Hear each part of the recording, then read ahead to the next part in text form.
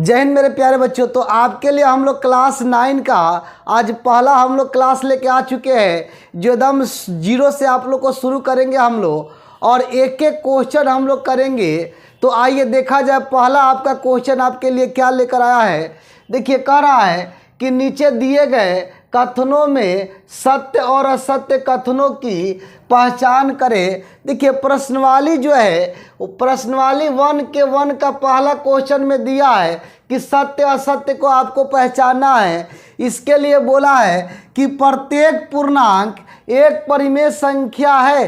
देखिए यहाँ पे 2 पॉइंट आया, एक तो पूर्णांक आया और एक परिमेय संख्या आया। एक क्या आया? पूर्णांक। प्रत्येक पूर्णांक क्या परिमेय संख्या होता है?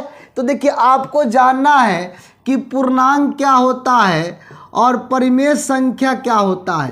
पहला बात कि हमको ये पता करना है कि परिमेय संख्या क्या है और पूर्णांक क्या है। जैसे कि हम लोग एक संख्या रेखा ले लिए और यहाँ पे देखिए 0 लिख दिए सेंटर में, और इधर से हम लोग राइट साइड में दाहिने तरफ जाएंगे तो सब पॉजिटिव मिलेगा। 1 2 3 4 5 डॉट डॉट प्लस इन्फिनेटिव। अगर इसी तरह हम 0 से बाएं तरफ आएंगे अपने बाएं तरफ तो सब नेगेटिव मिलेगा। -1 -2 -3 -4 और उसके पहले माइनस इन्फिनिटिव हो जाएगा। ठीक है, तो ये देखिए ये सब जो होते हैं ना नेगेटिव पॉजिटिव मिलाकर ये दोनों बनते हैं पूर्णांक। क्या बनते हैं? तो पूर्णांक। देखिए यहाँ पे -1 से इधर जाएंगे तो इसको बोलते हैं ऋणात्मक पूर्णांक, बोलते हैं ऋणात्मक पूर्णांक। क्या बोलते हैं बाबू? तो ऋणात्मक पूर्णांक बोलते हैं। और इधर जाएंगे तो इसको बोलते हैं धनात्मक पूर्णांक, इसको हम लोग बोलते हैं धनात्मक पूर्णांक। ठीक है, तो पूर्णांक जो होता है नेगेटिव पॉजिटिव दोनों का मिश्रण होता है। जैसे -1 -2 -3 1 2 4 5 ये सब क्या है? तो पूर्णांक है। ठीक है, अब देखिए परिमेय संख्या के बारे में समझिए कि परिमेय संख्या क्या है।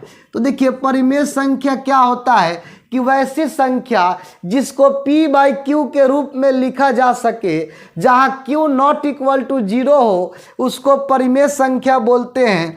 जैसे कि हम देखिए p/q के रूप में लिख सके जहाँ q नॉट इक्वल टू 0, यानी कि नीचे 0 नहीं होना चाहिए। जैसे मान लीजिए -4 है तो -4 को -4/1 लिख देंगे तो ये परिमेय संख्या हो जाएगा। देखिए तो -3 है तो -3/1 क्या हो जाएगा? परिमेय संख्या हो जाएगा।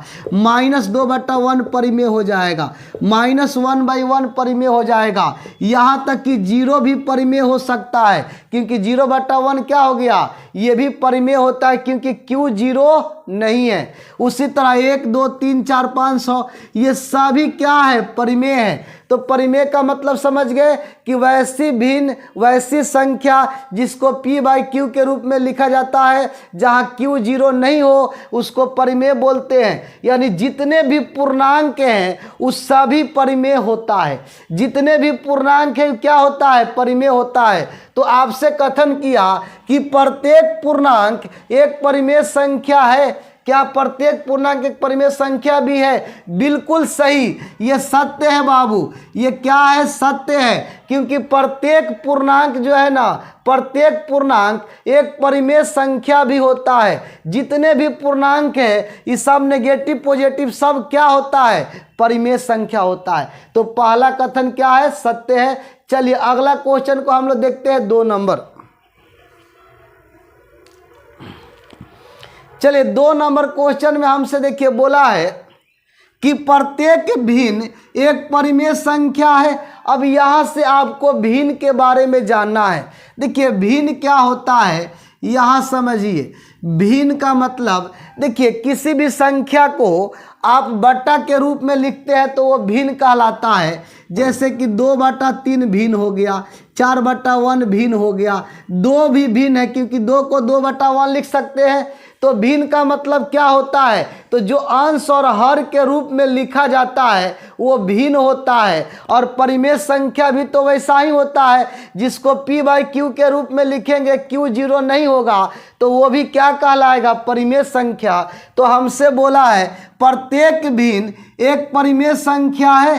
देखिए जितने भी भिन्न हैं, जिसको 2/3 देखिए, 4/1 देखिए, ठीक है, 0/1 देखिए, सब क्या है, भिन्न है। और ये सभी भिन्न परिमेय में ही आते हैं। किस में आते हैं, परिमेय में। तो ये भी कथन क्या है, सत्य है कि प्रत्येक जो भिन्न है वो क्या होते हैं, परिमेय संख्या, यानी प्रत्येक भिन्न परिमेय संख्या होते हैं। ये कथन भी सत्य है। ये कथन भी क्या है मेरे भाई, सत्य है कि प्रत्येक भिन्न एक क्या होते हैं, परिमेय संख्या होते हैं। क्योंकि परिमेय का मतलब जिसको p/q के रूप में लिखा जाए, ठीक है। यहाँ परिमेय का मतलब ही क्या होता है, जिसको p/q के रूप में लिखा जाए। भिन्न देखेंगे 1 2 3 4 5 6 0 1 2 3 ये सब क्या है, भिन्न है। ये सब परिमेय भी तो होते हैं।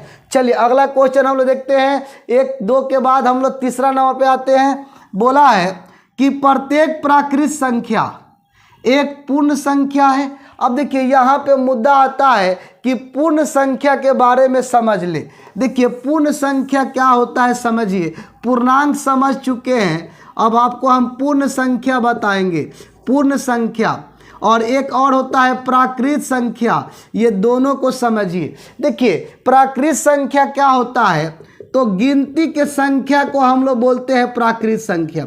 जितने भी हम लोग गिन सकते हैं 1 2 3 4 5 6 7 8 9 10 dot dot dot dot infinitive, ये सब क्या कहलाते हैं, तो प्राकृत संख्या कहलाते हैं। और पूर्ण संख्या क्या होता है, तो इनके पहले 1 के पहले अगर हम 0 लगा दे, क्या लगा दे, 0, तो ये क्या बन जाता है, तो ये पूर्ण संख्या बन जाता है। यानी इस बात को हम कह सकते हैं कि प्रत्येक प्राकृत संख्या का जो फैमिली है वो पूर्ण संख्या में शामिल हो गया। देखिए ना, ये 1 से ही सब इसमें शामिल हो गया, केवल 0 पहले लगा देना है।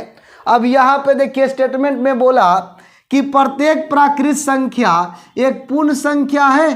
प्राकृत संख्या जितने भी है, जितने भी प्राकृत संख्या है, तो प्राकृत संख्या 1 2 3 4 dot dot dot dot dot ये सब क्या है, तो सब क्या है, तो पूर्ण संख्या है।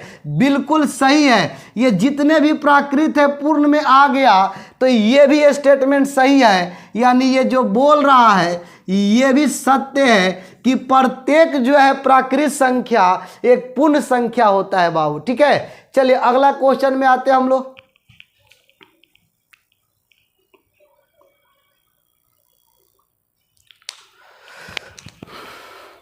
चलिए क्वेश्चन हम लोग नेक्स्ट देखते हैं। क्वेश्चन नंबर जो है 4, 1 का 4 नंबर बोला कि प्रत्येक पूर्णांक एक पूर्ण संख्या होती है।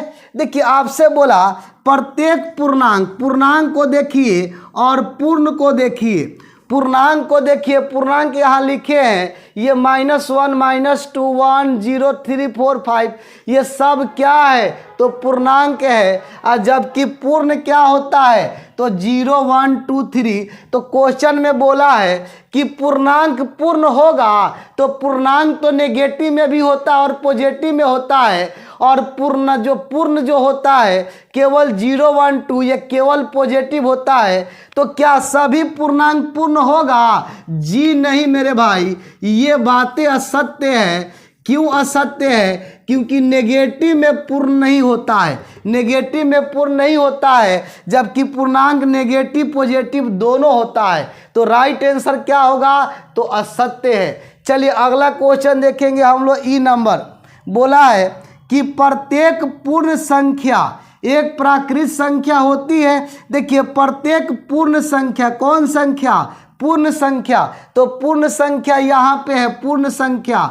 तो क्या प्रत्येक पूर्ण संख्या एक प्राकृत संख्या होती है? इस बात को समझिए। पूर्ण संख्या होता है 0 से स्टार्ट 1 2 3 4 ऐसे बढ़ता है, और प्राकृत संख्या होता है 1 2 3 4। बताइए क्या प्रत्येक पूर्णांक पूर्ण हो प्राकृत होगा? प्राकृत में तो जीरो नहीं आता है, तो कैसे होगा बताइए। पूर्ण संख्या प्राकृत का भी हो सकता है? नहीं हो सकता है, ये भी असत्य है। क्यों असत्य है? क्योंकि पूर्ण संख्या 0 से स्टार्ट होता है, प्राकृत संख्या 1 से स्टार्ट होता है। प्राकृत पूर्ण हो सकता है लेकिन पूर्ण संख्या प्राकृत संख्या नहीं हो सकता है। चलिए क्वेश्चन हम लोग आते हैं एफ में। बोला है कि प्रत्येक परिमेय संख्या, कौन संख्या? तो परिमेय संख्या, प्रत्येक परिमेय संख्या एक पूर्णांक जो है होता है क्या?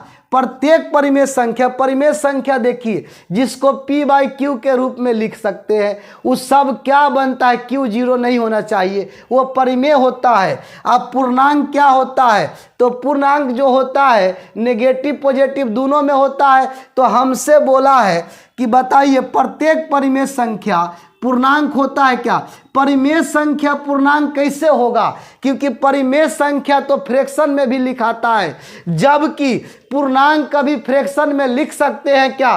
पूर्णांक कभी देखिए -4/5 लिखेंगे? नहीं लिख सकते हैं, क्योंकि यहाँ पे केवल निगेटिव पॉजिटिव ही पूर्णांक होता है, भिन्न के रूप में नहीं होता है। जबकि परिमेय संख्या भिन्न के रूप में भी होता है, नेगेटिव पॉजिटिव भी होता है।